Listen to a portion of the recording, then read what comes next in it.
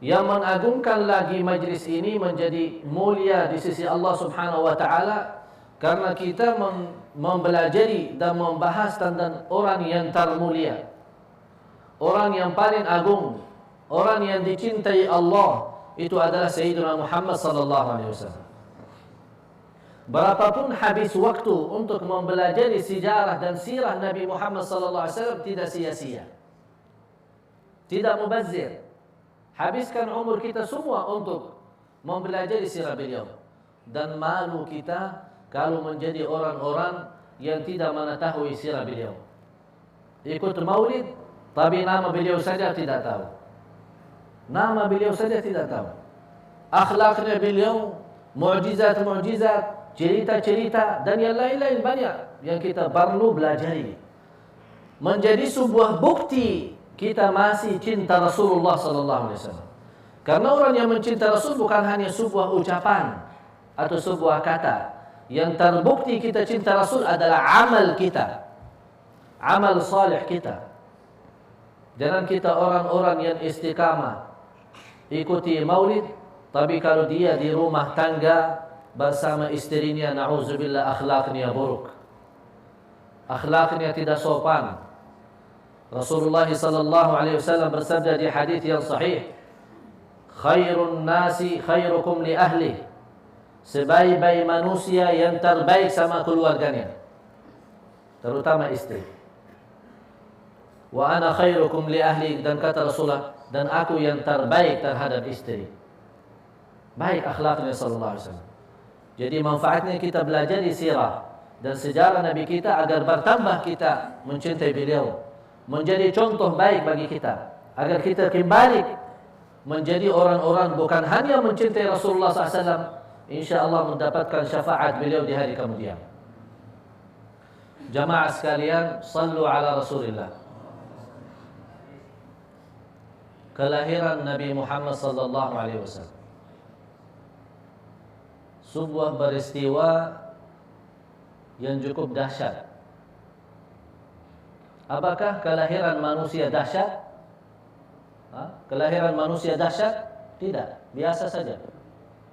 Kita semua lahir juga. Tapi ini beda sama yang beda. Beda sama yang lain sallallahu alaihi wasallam. Rasulullah sallallahu alaihi wasallam diceritakan sama ibunya Siti Aminah. Selama dia hamil membawa beliau sallallahu alaihi wasallam tidak merasakan apa-apa. Tidak merasa lelah, tidak merasa sakit, tidak merasa keberatan sebagaimana ibu-ibu yang merasa saat dia hamil. Dan di malam melahirkan Rasulullah sallallahu alaihi wasallam, ibunya Siti Aminah melihat mimpi. Ada yang memberitahu akan dilahirkan orang-orang yang amat mulia. Begitu dia dilahirkan, bacalah wahai ibunya, u'idhuhu bil wahidis samad.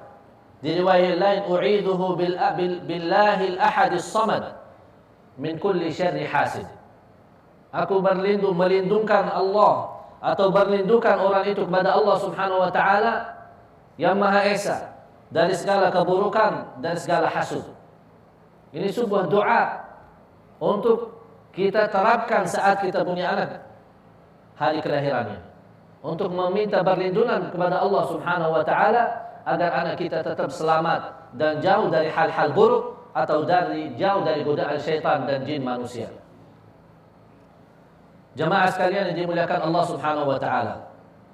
Kata Siti Aminah, sekarang kita kembali, biar Siti Aminah saja ibunya Rasul menceritakan apa yang terjadi.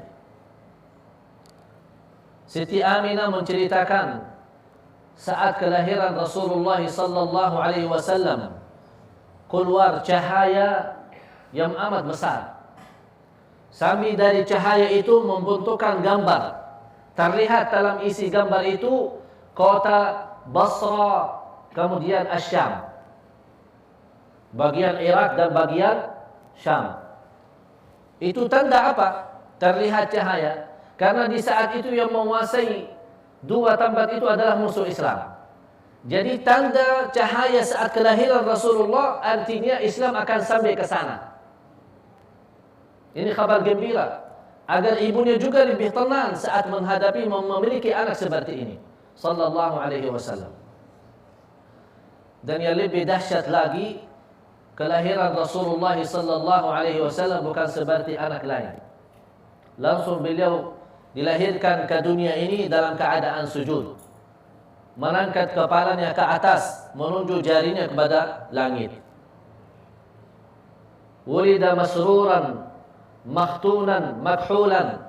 Rasulullah sallallahu alaihi wasallam dilahirkan sudah disunat.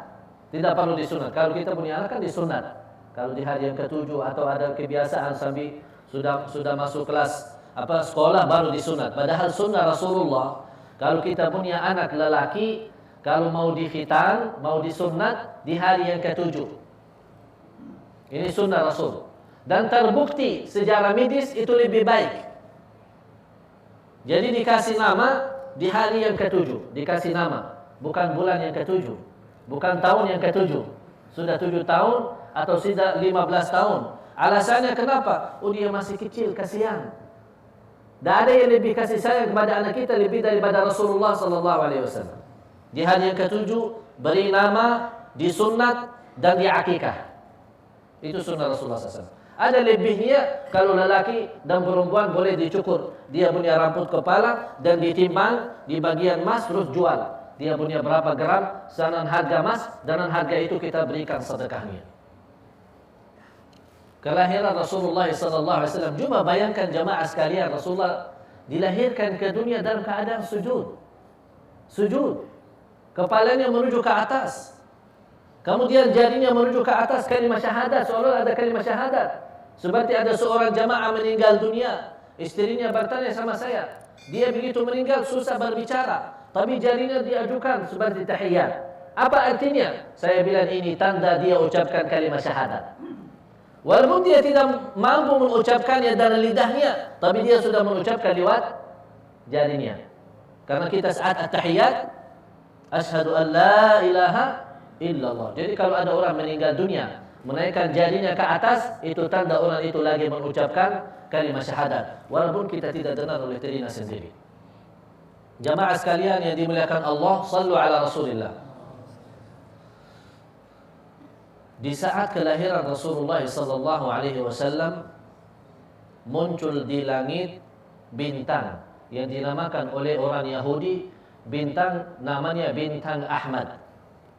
Karena ada sifat-sifat Rasul di buku At-Taurat dan Al-Injil. Dan orang Yahudi percaya akan muncul Nabi itu. Tapi mereka mengharapkan Nabi itu turunnya dan datangnya dari orang Yahudi sendiri, bukan dari Makkah. Begitu muncul bintang di langit itu, mereka melihat, itu sudah kelahiran Nabi zaman ini. Sudah datang Nabi. Di saat itu juga di sebuah negeri orang-orang Majusi memiliki sebuah api yang sudah dinyalakan tidak pernah dipadamkan selama 1000 tahun. Ada sekelompok manusia yang suka menimbah api. Nanti api jadi sembah api, tidak mengenal Allah. Berapa lama mempertahankan api itu tidak pernah dipadamkan, tidak pernah mati selama 1000 tahun. Dijaga terus, jangan mati. Dinyala terus, ditambah kayu, ditambah batu sampai biar nyala terus. Begitu kelahiran Nabi Muhammad SAW, langsung mati api itu. Allah Maha Kuasa. Termasuk kerajaan Kisra. Jatuhnya 14 gambar atau 14 jendela yang dijatuh di saat kelahiran Rasulullah SAW. Ditafsirkan oleh ahli ilmu di saat itu, ditafsirkan adalah kejatuhan kerajaan itu di saat itu. Ini semua tanda-tanda Islam itu akan tersebar mulai dari kelahiran Rasulullah SAW. Seolah-olah Allah memberikan tanda dan berita kepada seluruh manusia. Wahai manusia, telah datang yang membawa cahaya kepada Allah. Wahai manusia, telah datang yang membawa anda selamat dunia akhirat.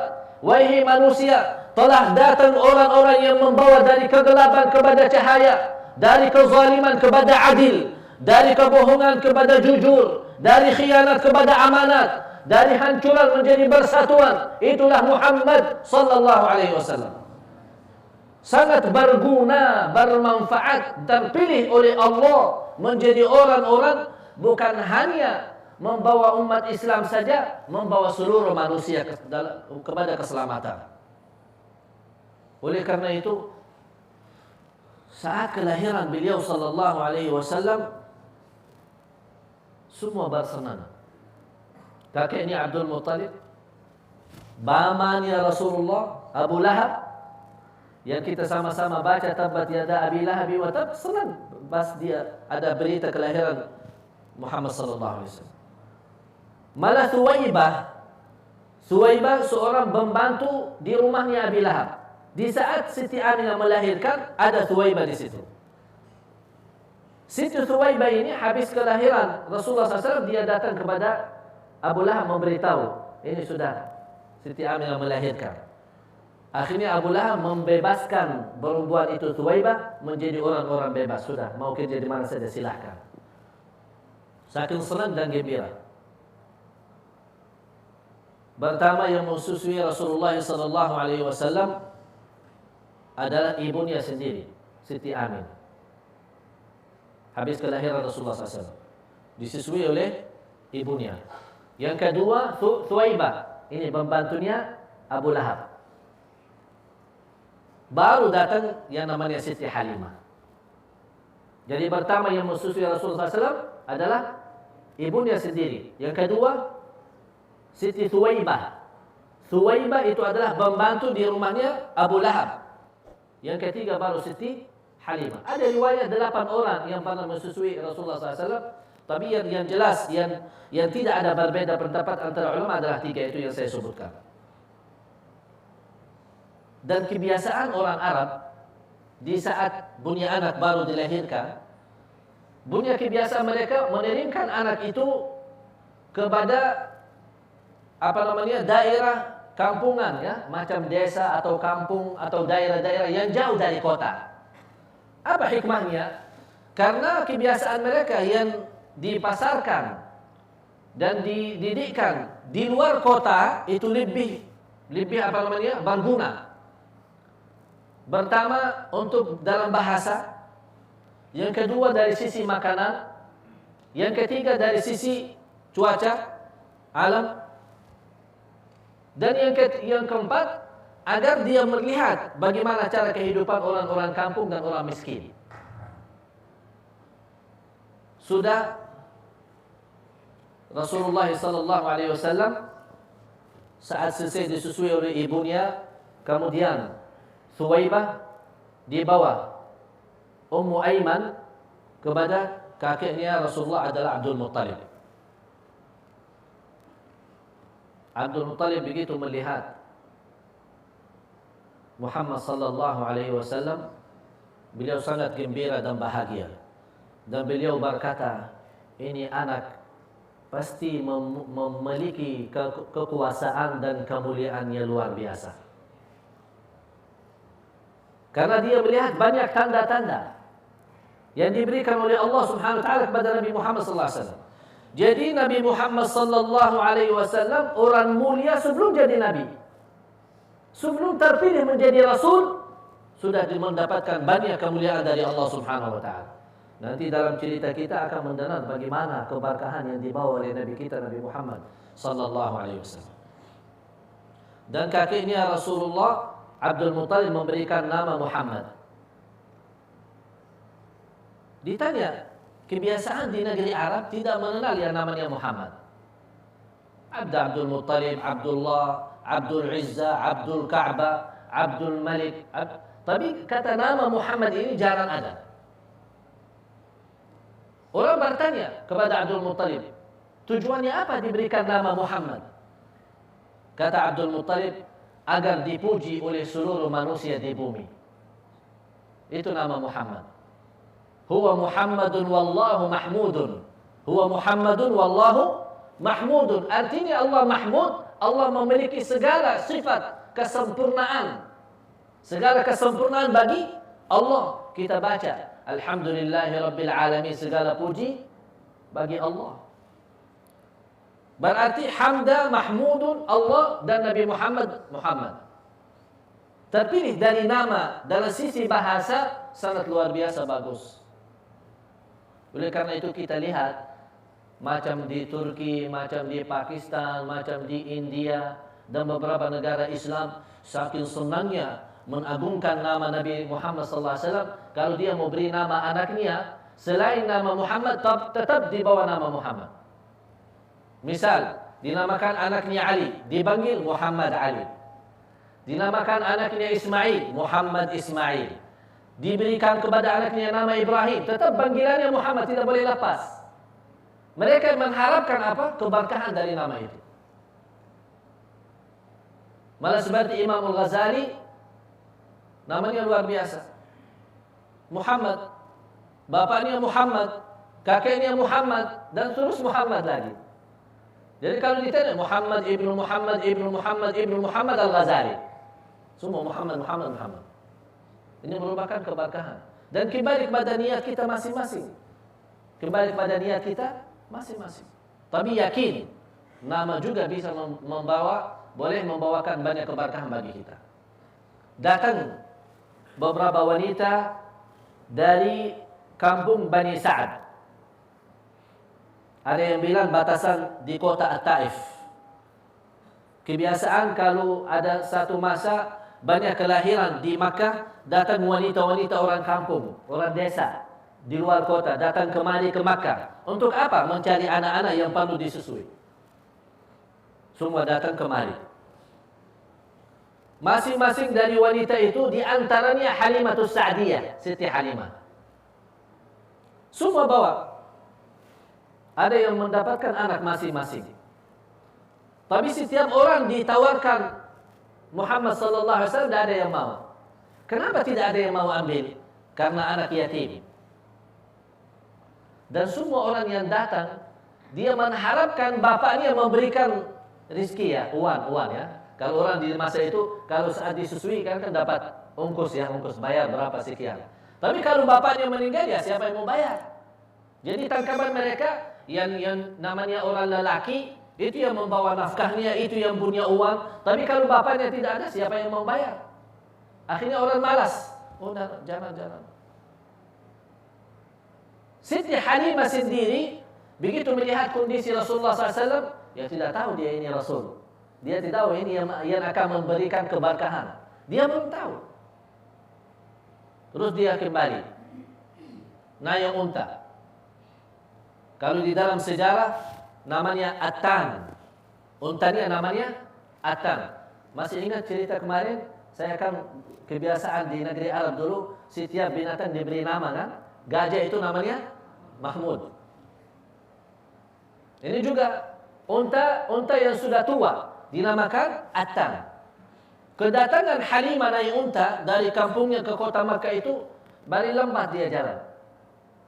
Sambil orang-orang yang berikutnya, kok lama-lama tidak jalan-jalan? Ini kita sudah mau nyampe ini kok. Oh sabar sebentar, ini dah tahu sudah tua ini unta ini. Dah bisa, sudah boleh jalan. Sebentar, perlahan-lahan. Dan kata Siti Halimah, di masa itu termasuk salah satu musim yang paling kering. Faham paling kering? Artinya sudah lama tidak ada hujan, tidak ada hasil sawah, tanam-tanaman. Malah unta itu yang terkenal banyak susunya, sudah di masa tidak ada, susah. Kita mau makan dan minum susah. Dan beliau sendiri Siti Halimah membawa anak namanya Al-Harith. Ada anak masih kecil, masih anak bayi. Dia juga nangis terus karena tidak pernah bisa kenyang dari minum susu. Karena susu ibunya sudah kering juga, tidak boleh dapat. Karena jarang makan, miskin, susah. Terus berjalan.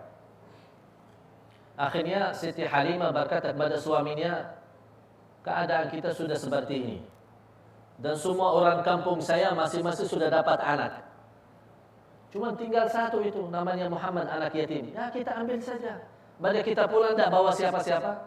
Udah, mau bilang apa? Tidak ada jalan lain. Pada saya pulang, orang-orang lihat ini tidak bawa apa-apa, saya malu. Udah, bawa aja lah. Kata suaminya, bawa aja.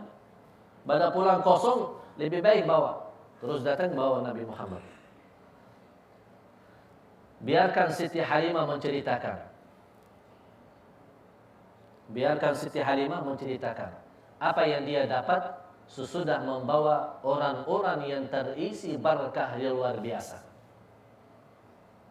Kata Siti Halimah, begitu kita menggendong anak itu, langsung minum dari susu Siti Halimah. Yang sebelumnya, kata Siti Halimah saja sendiri, saya masih belum boleh mendapatkan banyak susu untuk anak saya sendiri. Tapi begitu gendong anaknya, Masya Allah sudah terisi dia punya badan. Masya Allah. Ini berkah. Rasulullah SAW minum susunya sampai habis. Kemudian Al-Harith yang sebelumnya nangis saja, tidak mendapatkan enak tidur karena lapar terus. Begitu dia bersama Nabi Muhammad SAW, sudah bisa boleh kenyang, kemudian enak tidur. Kata Siti Halimah kepada suaminya, oh anak saya juga ikut tidur. Subhanallah. Ada berita baru, tapi mereka belum tahu. Belum tahu di situ ada tangan Allah, ada kekuasaannya Allah. Karena mereka membawa seorang yang amat mulia, Muhammad sallallahu alaihi wasallam. Apa yang terjadi selanjutnya? Dalam perjalanan mereka sambil pulang kampung, dan banyak keberkahan yang didapat oleh mereka, dan banyak rahasia-rahasia sejak kelahiran Rasulullah SAW dan sebelum menjadi Nabi, yang insya Allah kita akan sama-sama mendalami dan mempelajari dalam pertemuan yang akan datang. Semoga bermanfaat bagi kita semua, dan semoga insya Allah sebagaimana kita sama-sama berkumpul di majlis ini, mudah-mudahan kita sama-sama jumpa lagi di surga Allah bersama Nabi Muhammad sallallahu alaihi wasallam. Inna Allaha wa malaikatahu yusalluna 'alan nabi ya ayyuhalladzina amanu sallu 'alaihi wa sallimu taslima. Allahumma salli wa sallim wa barik ala sayyidina Muhammad wa ala alihi wa sahbihi wa sallam. Walhamdulillahi rabbil alamin.